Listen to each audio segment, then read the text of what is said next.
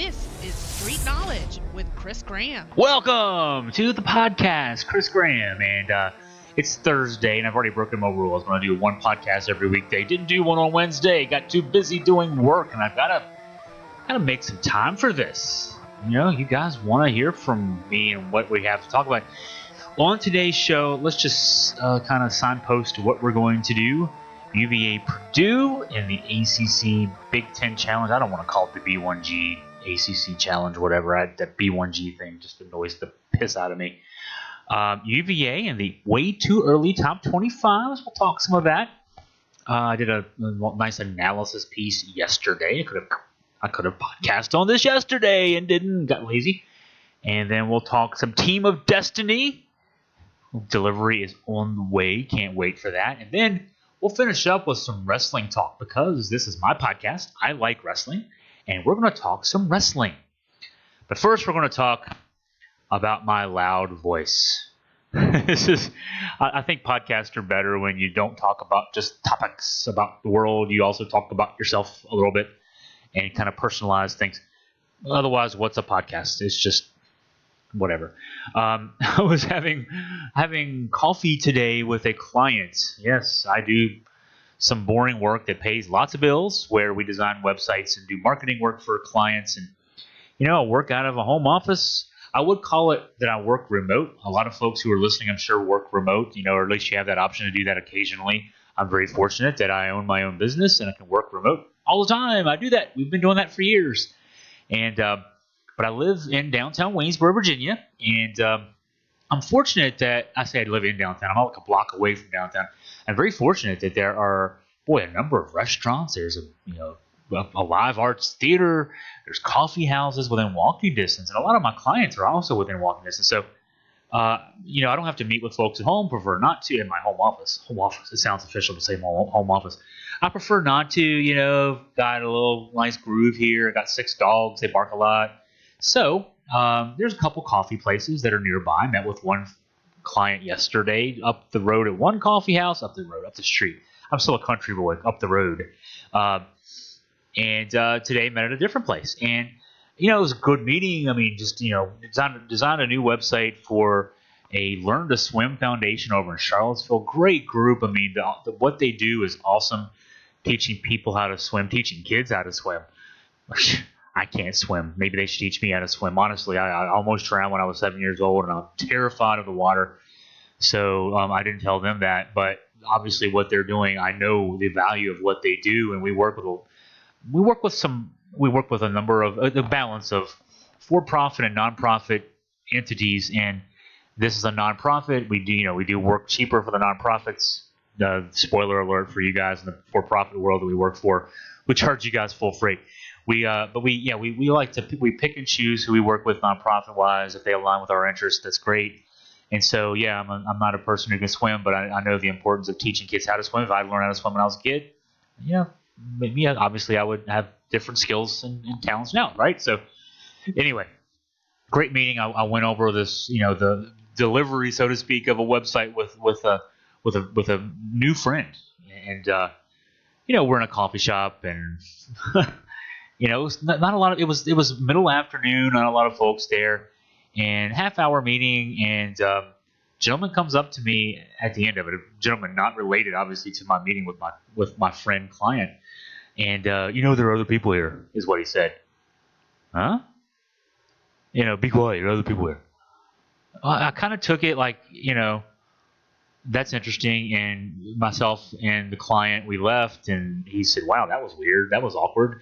Yeah, it kind of was. And this is a place I go to a lot. And I actually went back in and talked with the owner. Hey, what? Am I allowed? Do I not need to come back? I mean, whatever. Oh, no, sorry. It's okay. That gentleman is a regular. There are some issues, and it's okay. Don't worry. Please don't take offense. But it's hard not to take offense, I mean, there was even another person in there, the other person, if you want to say. There were like 5 people in the place total, and I was myself and the client were 2 of them. Yeah, your voice projects and whatever. Well, yeah, it projects. I didn't want to say it like, oh, bro, yeah, I'm a professional announcer. I do ESPN work, whatever. Yeah. I'm not in a library. I even said those words. We're not in a library as far as I understand.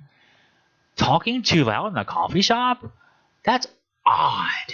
That's just, I mean, how can you talk too loud in a coffee shop? So anyway, apparently I'm loud, and and I kind of left, and I even tweeted this afterwards, and just having fun with it because yeah, you can tell I'm a little peaked, but I'm trying to have fun with it. I should have just gone heel. I would try to play nice. Screw that in the future. I'm just going to heel out. Just say what the hell I think. I mean, that's people can be rude to you, and I try to play, and I'm sure a lot of you listening out there do the same thing, and a few of you don't. I admire you. But I try to be, I'm a politics junkie at heart, right? And I'm old line politics, new line politics. You just yell at people and don't care. But I'm always trying to be diplomatic and make everybody happy at the end of the day. And so this guy comes up and is rude to me, and I'm trying to be nice, and then I go back, and it took a lot to assert my rights. Like usually I would have just left and never gone back to the coffee shop. The folks there, and it's a nice local coffee shop. I don't like giving my money to chains unless I have to. And no offense to the chain people out there, they've started as small businesses too. But yeah, I prefer to shop local. And this is a locally owned coffee shop. The place I met yesterday with those folks, another locally owned coffee shop. Love to give when I can. And this, you can pick what you do. I love to give my dollars to local businesses. We went out this afternoon after my meeting at the coffee shop. The Blue Toad opened a location. Blue Toad Cidery opened a location in Waynesboro. If you're a native or live nearby or whatever, the Blue Toad new location in Waynesboro is near the Basic City Brewing Co. location. In fact, they share a kitchen, if you want to say. The folks at the Blue Toad you can order food and have it delivered from the kitchen at the Basic City and brought up to you. So, boy, that was awesome. I ran into some friends just by chance. I ran into a sports writer friend of mine that's retired, and then ran into somebody I hadn't seen since probably since high school. A friend of mine used to ride a bus with that I went to high school with. And so that was neat, neat to be able to do. And it's a locally owned business. Got to talk to the owner. It was really neat to be able to do that. So, yeah, spend dollars locally when you can. But not when they're rude. Not when, and of course, it wasn't the owner of the coffee shop. She was very nice. She came out and apologized, said, please, But yeah, honestly, if I hadn't gone back in, I probably would have not gone back because I don't know anybody out there likes to be shooshed when they're not in a damn library. You're in a coffee shop. You're supposed to be there talking with people. What the hell ever. Yeah, so there we go. There, I got my rant out for the day. I guess that's a rant for the day. And then got a good thing out. Yeah, the Blue Toad. Go there. I mentioned them by name because they deserve your business. And I didn't get shushed there. We were talking with my friend, the sports writer Bill Meade, who's working on a book, I understand, about longtime Valley baseball, whatever. Mike Bocock is Valley baseball. Not just Valley League baseball, Rockingham County League baseball in general.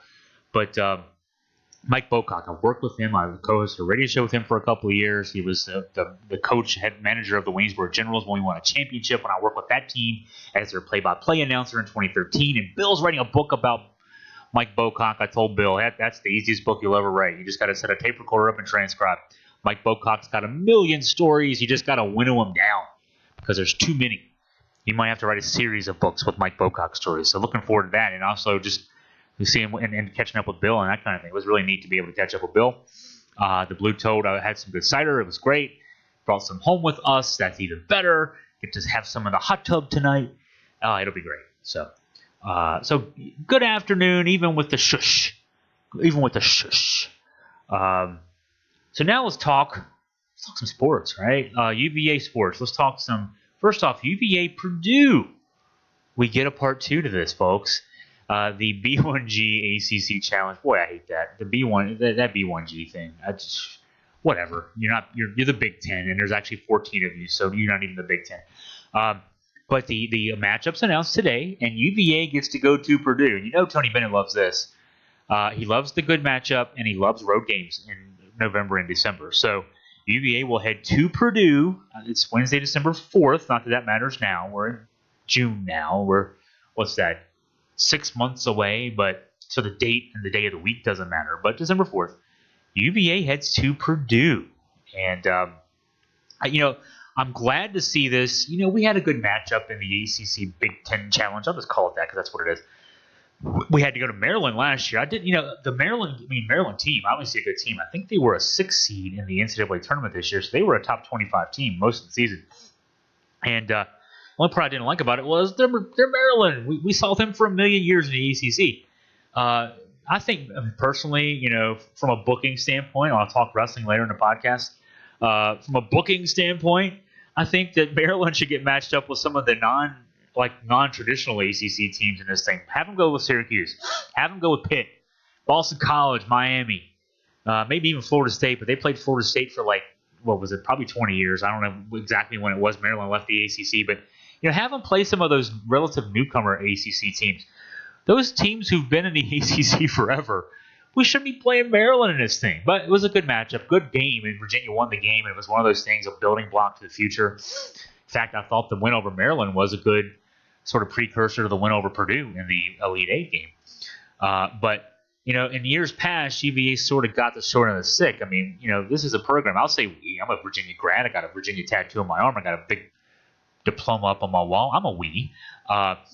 We used to get some crappy second division matchups in this thing, whereas Duke, again, this year gets Michigan State.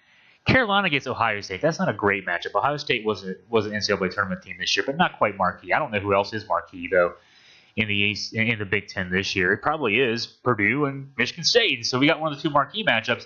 But, yeah, we didn't used to get those matchups where, you were treated as the team you are. Virginia's won 4 of the last 6 ACC regular seasons. Virginia's won 2 of the last 6 ACC tournament championships.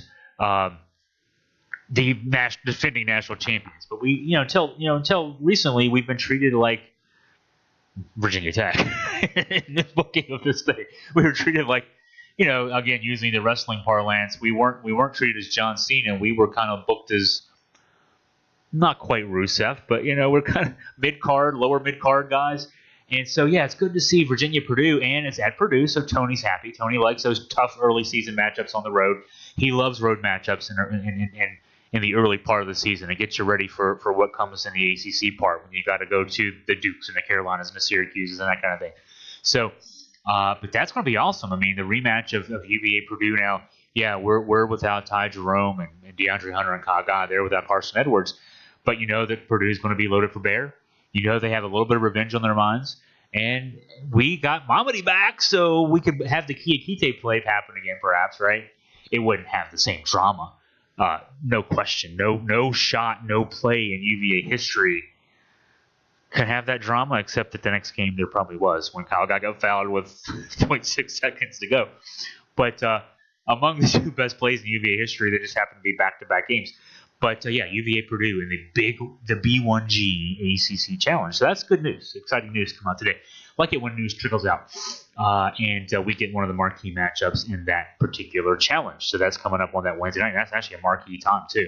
We're being booked like the heavyweight champions that we are. Defending national champion UVA. I'm using my coffee shop voice there. So that's a fun thing coming up. Now, I thought it'd be fun now. I did something yesterday. Let me do something else first. Let me do some business here. I got word today, finally, sometimes these things don't happen to the schedule you have. We were supposed to have Team of Destiny inside Virginia's basketball's run to the 2019 National Championship. The original goal was to have it May 15th. Well, we were delayed a week getting it to the printer, and then the printer's been delayed. So we were told today that books were being shipped out literally today. They're being shipped to us. Now, you know how that means. That doesn't mean it's going to be here tomorrow. It could be tomorrow, it could be Saturday, it could be Monday. Depends on how quick that truck comes, right? It's not a slow boat from China. That's awesome, but it's the books are shipping. That said, I'm doing business here, so I'm not just telling you about a book that I think is great because I helped co-write it. Jerry Ratcliffe and I, and with some reporting by Zach Peerless, who's on his way to ESPN. He's going to be better than all of us. Scott Ratcliffe, Jerry Ratcliffe's son, did a lot of writing in this book. Scott German did some writing and work in this book, and some photography work in this book. Great photography work. And also by John Markham and John Gooden, I think it is. I hope I have that right. I can't read the small print here on the book jacket on the website. In fact, I can click on that right now and see if I can get that accurate. Accuracy is so important. Yeah, I don't have that on here still. Don't even understand. So, but great. I mean, great photography layout. We didn't even put this on the jacket, but great layout by my wife, Crystal Graham. She's been a book layout designer for 15 years. And a forward by Ralph Sampson, a blurb from Dick Vitale. And June 10th is the end of the pre-sale discount deadline. Doesn't that sound official? It's just something we said. It's not like anybody handed this down to us. We just decided to do that. But important thing. Pre-sale discount deadline is Monday, June 10th, coming up Monday, a few days away. You can get the book for $20 after Monday, June 10th, presumably at 11:59 p.m. You know, we'll let you slide, kind of like, you know, if you're declaring your return to college after declaring for the NBA draft, you have until 11:59 p.m. Same thing here. We'll give you till 11:59. I'll even give you to 59 seconds just to be nice. But then the price goes up to $25. You can order them online. You can go to AugustaFreePress.com. You can go to JerryRadcliffe.com. There's instructions there. Lots of places you can see in the footer of those websites, in the sidebar of those websites, top part of those. I mean, it's all over the place. We are whoring ourselves out to sell these books. They're selling well. I gotta say, I'm flattered, but I know it's not because of how great a writer I am. It's because I'm associated with Jerry Radcliffe and because we're writing about the UVA Basketball National Championship. It's not that you guys love me at all, but I'm flattered. I'm still flattered that the sales have been going as great as they have been. We've already sold over 1,000. We've already had to up our order now 3 times from the book printer. So it's awesome. I mean, I've never been associated with something that sold this well, and we've just getting started. Not only can you order it online, but beginning next week, you can also pick your copy up in person. If you live in the Charlottesville-Albemarle area, there are 4 great locations: New Dominion Bookshop, Mentzer's, UVA Bookstore in Charlottesville, and County Line Mercantile in Barboursville. They're basically on the, it's the address is Barboursville, but it's technically on the Albemarle County, Greene County line. So 4 great locations. I'll repeat them: New Dominion Bookshop, Mentzer's, UVA Bookstore, County Line Mercantile. All those are listed on our website, and I have links even to the stores so you can find out where. If you're familiar with Charlottesville particularly, New Dominion Bookshop is on the downtown mall. Mentzer's has 2 locations. I'm not sure if they'll be available in both. I assume they will, both the corner and Stonefield. And UVA Bookstore, of course. I mean, if you're a UVA grad particularly, that's Newcomb Hall. Used to buy my textbooks there, whatever books there, because they weren't all textbooks, they were sometimes just books. And County Line Mercantile is this neat little business out in Barboursville that we're going to be doing something with them in this summer towards football season. I think maybe later in July before football season, a little event there. We're also doing our book launch will be June 22nd, Saturday night on the downtown mall at New Dominion Bookshop, and there's information on our website about that. So, I mean, we're flattered. I'm using that word again. I've got to have a thesaurus when I do these podcasts, so I'll repeat myself. Sometimes I do that. New Dominion Bookshop, that was awesome to me. I would just say it that way. It was great that they asked us to do the book launch event there. Just amazing. I've long admired, the authors I see who go there. John Grisham has done book events there. To be like on the far end of the circle of authors from John Grisham to be able to do an event at New Dominion Bookshop is quite a career thrill for me. So we're great to be able to do that. And of course, as a UVA alum, seeing my book in the UVA bookstore, I'll probably just go one day, wear a little fake mustache and hat and glasses and stuff, and look at the book and just say, "Oh, there's my book," and think back to 25 years ago. This is actually my 25th year. This weekend would be my 25th year reunion. I'm not going, but and think back, would I've ever imagined back then that I'd have a book on sale here? And the Mentzer's place too. Bought a lot of T-shirts, bought a lot of hats there over the years, starting as a student and then all the way until to the current day. So, yeah, it's quite an honor to be in those locations. Thanks to the folks there for purchasing our book and making them available for sale. And if you can't buy them there, if you're outside the area, you can get them online, and we'll be glad to ship them out to you. Starting doing that next week for those who've already purchased books. So. Again, pre-sale deadline is Monday. That's what I was supposed to just say there. That's a long live read. So now some more UVA sports news, and let's see if I can get to that here. So this week I did a sort of a review, if you want to call it that. I'll call it that. I can do that. It's my podcast. Of way too early top 25s. And I stumbled as I was doing the research on this. What I was wanting to do, we've all seen like 1 or 2 or 3 or 4 even way too early top 25s for 2019, 2020. The writers love to get this out. The publications love to ask their writers to do this. Hey, after the season was over first, give your top 25 for next year. And then after people declared for the NBA draft, now give us your top 25. Now that May 29 deadline, which was last week, has passed. And those who decided to stay in the draft have stayed in the draft. And those who came back to school have come back to school. For us, Mamadi Diakite coming back, very important. So now that we know what rosters will look like for next year, these are all updated as of after the May 29 deadline, so May 30th and future. And I looked at 8. I found 8. I'm sure there's others out there, but I found 8, and I'll just tell you the 8 that I found. Andy Katz, that's a familiar name, former ESPN guy now at, where's Andy? Andy... it just says NCAA.com when I go over the link. But Andy Katz, former longtime ESPN guy, SB Nation's early top 25. Seth Davis, that name, the CBS guy. CBS Sports. Seth writes for The Athletic now, I think. But he also does, of course, he works as an analyst for CBS on their basketball broadcast. CBS Sports has their own top 25. NBC Sports, Sports Illustrated, Athlon, that familiar name from the college football, college basketball preseason guide you see on at grocery stores, bookstores, and then Jeff Goodman. So I looked at all 8 of these, and they range from anywhere from 6. Four of the top 25s have Virginia 8th. Sports Illustrated has Virginia 11th. Athlon and Jeff Goodman both have Virginia 15th. And so I average all that out. That's an average of 10th. And as I was doing this, though, a website, The Stadium, had done a look at last year's early top 25s. They looked at 5. And I think they looked at it was CBS, NBC, Athlon, Seth Davis, and SB Nation. I think that's the 5. I hope I have that right. I'll link to it in the story here. But they looked at those 5, and they kind of did a point system on kind of an easy point system. One, you have your number 1, you get 1 point, etc.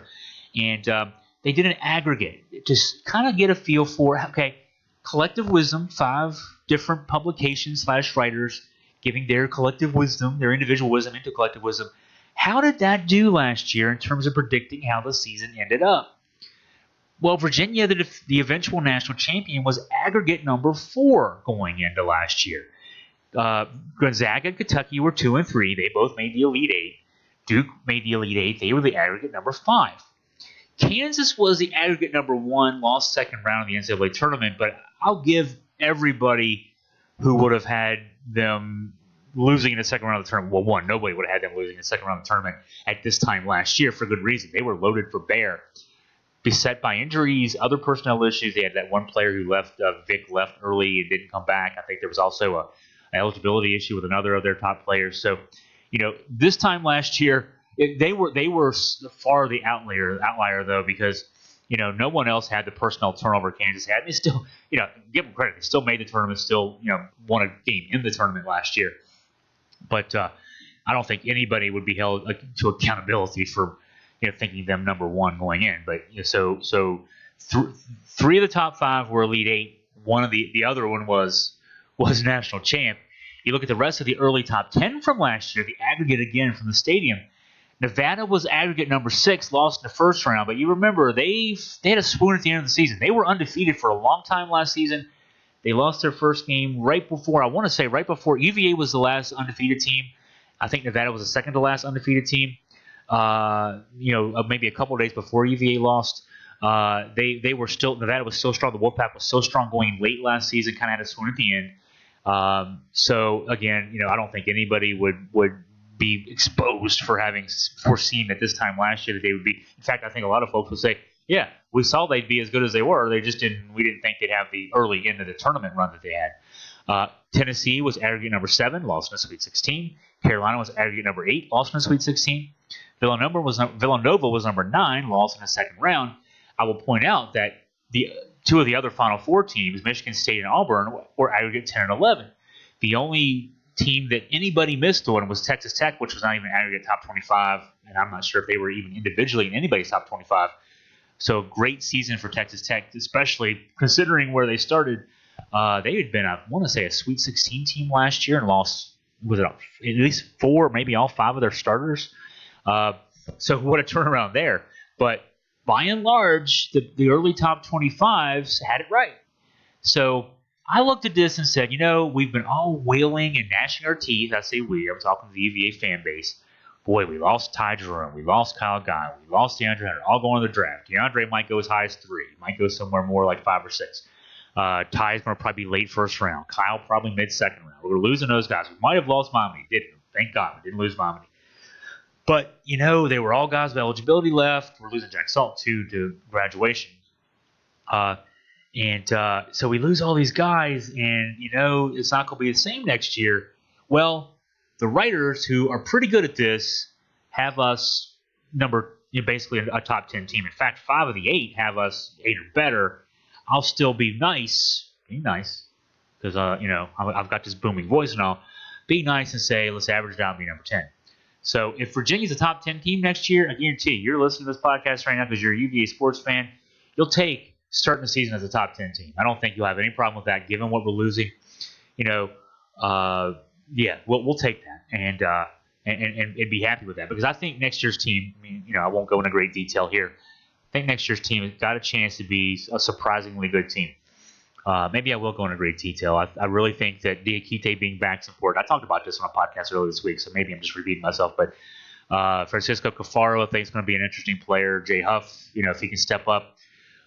We'll see what Kadeem Shedrick can do in the front court. And then the back court, Kie Clark and Braxton Key come back. A lot of experience, all season long, plus that great experience in the tournament run. Casey Morcell as a recruit coming in. He's been a centerpiece of the recruiting for a couple of years now. So he'll come in. We'll expect him to get a lot of time. Tomas Bolden-Tensei, I've seen some folks out there commenting, hey, a JUCO guy's not going to come right in and play a lot right away for UVA. I beg to differ. This kid's going to play a lot next year for UVA. And so there's a lot of talent in that pipeline. We'll see if Cody Satman can step up and Francesco Badassi can step up. I just think there's a lot of talent on this roster. And I'm not even – and Justin McCoy, another recruit, a 3-star recruit, who I think a lot of folks think is undervalued as a 3-star recruit. He's probably a 4-star recruit. And we'll see if after the AAU circuit this summer maybe he does bump up. But whether he does or not, Kie Clark was a 3-star recruit that nobody ever heard of, and he played a huge role for UVA last year. So we'll see. There's 9 or 10 guys in that roster that are going to be ready to play basketball. And think of how talented we'd be if we hadn't lost the 3 guys we lost, right? Maybe Johnny Juzang saw the writing on the wall, and that's why he didn't come, because it'd be hard for him to crack this lineup. Honestly, he would have played, but then that would have just put somebody who is going to get playing time and play well for us next year, on the bench. So talented roster. I think the writers see it, and the accumulation of writers see it. And that's important to point out. I think you guys need to know that. I see the commentary on the message boards and such. And no, this is going to be a good team next year. And it's not just me saying that. I'm wearing orange and blue. I bleed orange and blue. It's not just me saying that. It's the writers out there who don't have the skin in the game that we've got. The outsiders see it too. We're going to do well next year. It's going to be fun. So I said I'd talk some wrestling as we wrap things up here. It'll be a shorter podcast. I'm trying to do hour-long podcasts. And I'm going to be a little shorter today just because I'm getting later in the day here. And I'm trying to get one in, and we're doing it. Plus, I'm still a little peaked at being shushed. But I'm not being shushed here. Maybe I should talk more. I wanted to pick up on something. I'm not even writing about this necessarily, but I love scanning the news wires for things to talk about and write about. And saw this interesting little bit about WWE NXT. I hate the way the nomenclature that they use. They call him a superstar. He's just a wrestler, but I love Matt Riddle. Matt Riddle, former MMA guy who's made the transition to the combat theater world of pro wrestling, and he's doing it well. He was part of what I thought was not even maybe the best match at the recent NXT TakeOver 25. He competed with Roderick Strong. Great match. If you haven't seen it, I'm not spoiling it for you. Excuse me, to tell you that Matt Riddle won. Great match. I knew he won before I watched it. It was great. I'm gonna watch it again. It was awesome.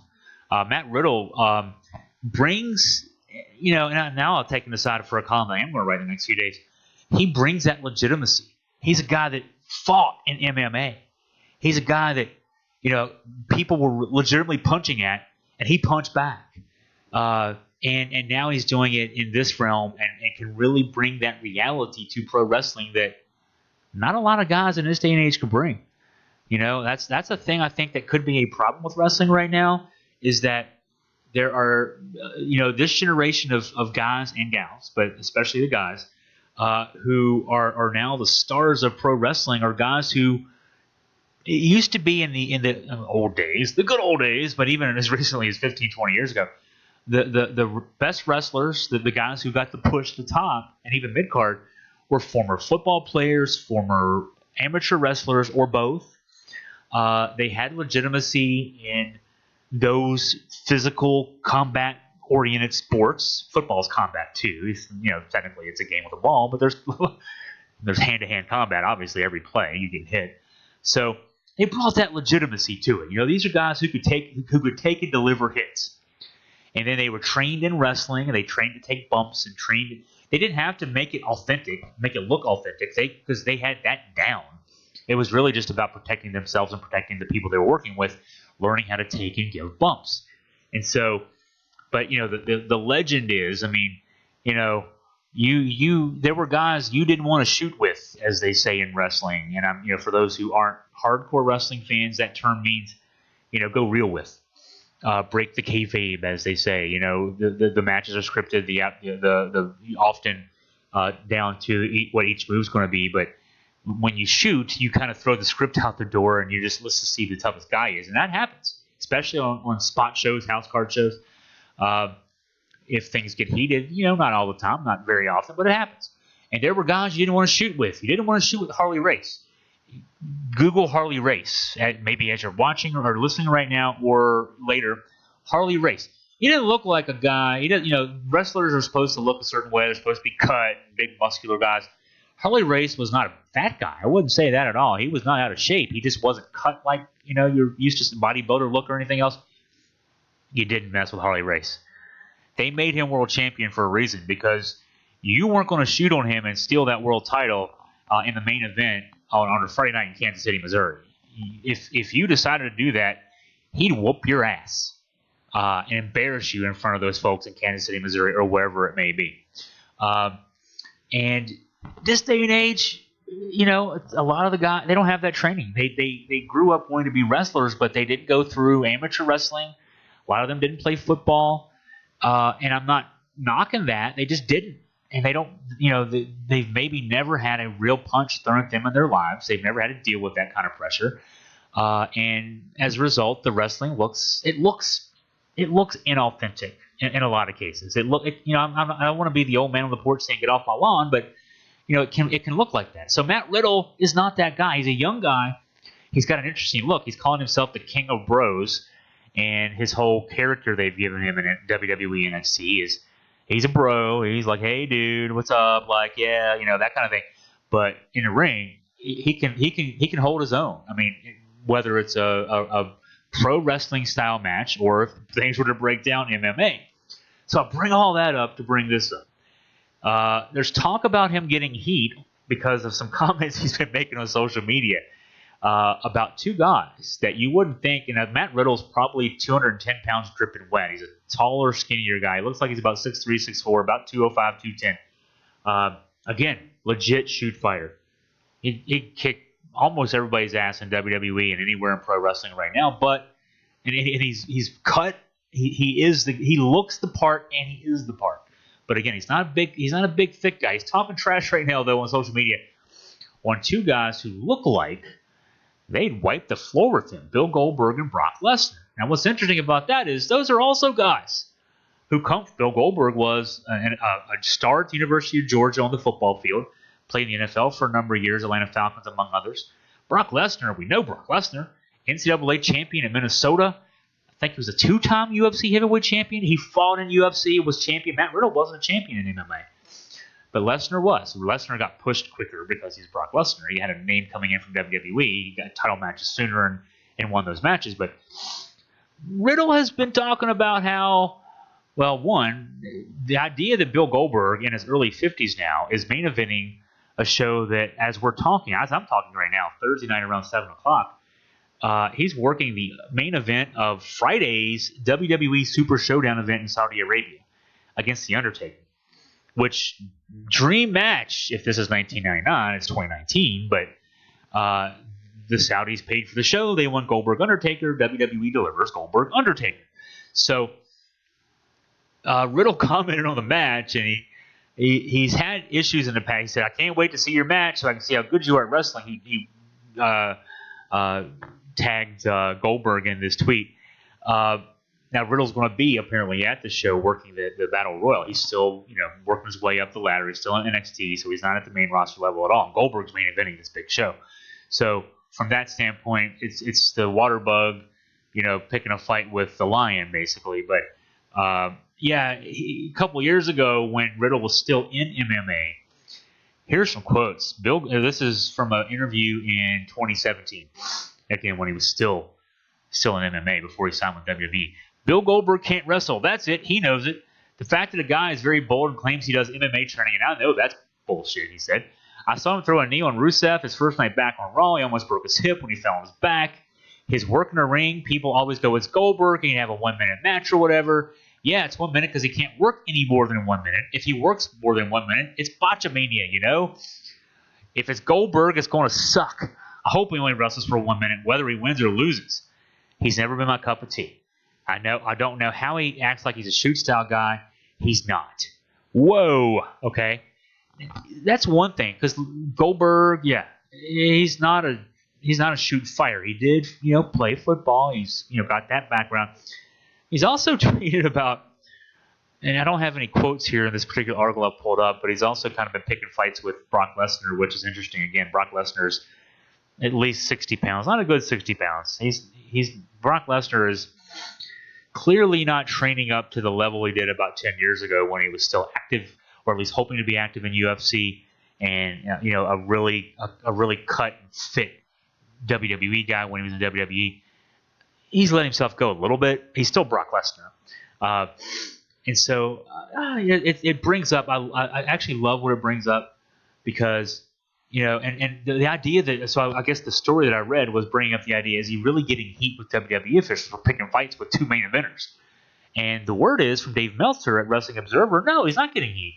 Now, that's great because I think Riddle is a guy. I mean, they signed him from MMA for a reason, and they're giving him a pretty good character push in NXT. They're seeing how much he can take on, giving him more to chew on. He'll probably get a run with the NXT belt. Then he'll get moved up to the main roster. And he's a guy, because he's got the look he's got, I bet he can put on that frame, he can put an easy 15, 20 pounds on and not lose the speed and the stamina he's got right now. He's a guy that can get a push in the future. He could be a guy at his age with his athletic ability and his look. He could be a guy that 3-4 years from now is the star of the company. And so picking fights with Goldberg and Lesnar is, maybe whether it's a planned strategy on the part of folks in WWE at the highest levels, or, hey, the kid's doing it, he's got moxie, let's let him do it, let's see how far he gets with it. Whatever the case may be, I think that's why he's got the rope he's got. And I'm looking forward to seeing what turns out with that. Not looking forward to that show tomorrow, I will say that. In fact, I'm not going to watch the show. Those shows have not, I think this will be the third one of those shows. I don't remember any major titles changing hands on them. They're basically really expensive, glitzy house shows. So it is what it is. I am looking forward to another show. Well, one, got to catch up a little bit. Jon Moxley, again, I'm not spoiling anything for you here. If you watch Japanese wrestling, I've got the NJPW, the New Japan Pro Wrestling app. I don't often watch the matches live because of the time difference, but I do have the app. It's 999 yen per month, which is only $9.11, so don't be thrown off by the price. But Jon Moxley, the former Dean Ambrose, won the IWGP U.S. Championship, defeated Juice Robinson this week in a big match at the Super Junior Junior Finals. And now it's fun to see this. They've announced the card. Dominion is their SummerSlam, if you want to call it that. Wrestle Kingdom is in January. That's their WrestleMania at New Japan. They pull all the stops out for that. And Dominion sort of their mid-year great card, and so that's why I'm equating to SummerSlam. Unlike WWE, though, you don't know months in advance how that's going to turn out in terms of the card. In fact, we only got the final card today. Today being Thursday. The show is Sunday morning at 3 our time. And I'm going to tell you what. If you have to have a Fire Stick. I'm not sure if it's even available on PlayStation 4 on your internet browser. I know it's not available on Roku. And you can probably just sign up if you don't have either of those devices. You can just sign up, I'm sure, on your desktop and watch on your desktop. But it's great wrestling. If you're a wrestling fan, New Japan Pro Wrestling. If all you've watched in your life is WWE, or if certainly that's all you've watched, say, in the last 10 years, because there's no WCW, no old style Mid-Atlantic Championship Wrestling, whatever. If all you're used to or all you've ever seen is WWE, and then you watch a New Japan Pro Wrestling card, you're going to be blown away how good this is compared to the schlock you've been watching for years. It's that good. This show is so good. Jon Moxley is working it in the opening match. He'll also be working some other dates for New Japan Pro Wrestling. They do a neat thing in the summertime. They do a round-robin tournament, if you want to call it. It's not really a tournament. I guess they break their top, I want to say 14 wrestlers into 2 7-man divisions. They do a round-robin where they all work matches against each other. The 2 with the best records face off in the final of the G1. It's called the G1 tournament. The winner of that G1 tournament wrestles the champion, IWGP World Champion, in the main event at Wrestle Kingdom in January. So it's sort of like the Royal Rumble, except that it's a 7-match gauntlet plus the final, so an 8-match gauntlet for the eventual winner to get there. And you get to see some great matchups for these guys. That's coming up later. Moxley's going to work that. That's the word. He's going to work that. But other wrestlers that if you've certainly never seen this, I'm telling you as if you've never seen it. You've heard of a guy named Chris Jericho, I'm sure. They just worked the main event against Kenny Omega at the AEW Double or Nothing show. He's now working the main event for this show, Dominion, against IWGP Heavyweight Champion Kazuchika Okada, who is, I guarantee you, if you've never heard of Kazuchika Okada, he's easily the best wrestler you've never heard of. If and when you sign up for that app, and I think these shows are actually going to be the matches are Sunday again. They're Sunday 3:00 a.m. our time. I'm going to watch it. Obviously, I'm not going to be up at 3:00 in the morning watching this. I'll watch it later in the day Sunday. But I think they're going to do this on Access TV if you've got cable and you've got the upper tier channels. Access TV, the Mark Cuban-owned network, is going to be broadcasting these matches over the next couple of weeks on Friday nights. So, if you don't get the app, watch it that way. But if you get the app, all right, watch this show and then watch. There's 4 matches in this series between Kazuchika Okada and Kenny Omega. The hard part will be after you're done with the 4th match, you may never want to watch wrestling again because you'll say to yourself, it does not get better than this. That's how good each of those matches were. The last match was a no time limit best of 3 falls match that went about an hour and 25 minutes. And I've watched it 4 times. And I'm going to watch it again now that I'm talking about it. So you got Okada, Jericho, Kota Ibushi, Tetsuya Naito. If these 2 guys worked, if they had American names and worked in WWE, they'd be Randy Savage and Ricky the Dragon Steamboat. That's how good these guys are. And I might be underselling them when I say that. Dragon Lee, Will Ospreay, 2 high flyers for the Junior Heavyweight Championship. Tag team match, the Guerrillas of Destruction, Tama Tonga and Tonga Loa, Evil and Sonata, 2 of the best tag teams in the world. And what else? Taichi against Tomohiro Ishii. It'll be a good match for the Never Openweight Championship. You've also got a guy that we've actually worked with. When I say we, I worked for a company, Awesome Wrestling Entertainment, for several years. Chase Owens worked with us early in his career, back in 2011 on our pay-per-view, I believe. Chase will be in one of these matches here in a 6-man tag. So anyway, I've tried to sell you Japanese wrestling with a lot of American names. Great wrestling, best wrestling you'll ever see. Now I've sold you. So, and yeah, if I started talking about this in a coffee shop, I'd get shushed because I've got passion with this. And they're not paying me to promote them. I'm just doing it. It's great wrestling. Okay. So, UVA Basketball, pro wrestling, coffee shop complaints. I think it's pretty good for a day. think we'll stop there. I want to thank you for listening. Tomorrow on our podcast, we'll have Jerry Carter on the long line. I think he's in Nevada, I'm told. So we'll have Jerry from Nevada this time. He may be back in Washington State. We'll have to see. But Jerry and I will talk probably some college basketball, a little bit of college football. Jerry, and some, I'm sure some women's hoops as well.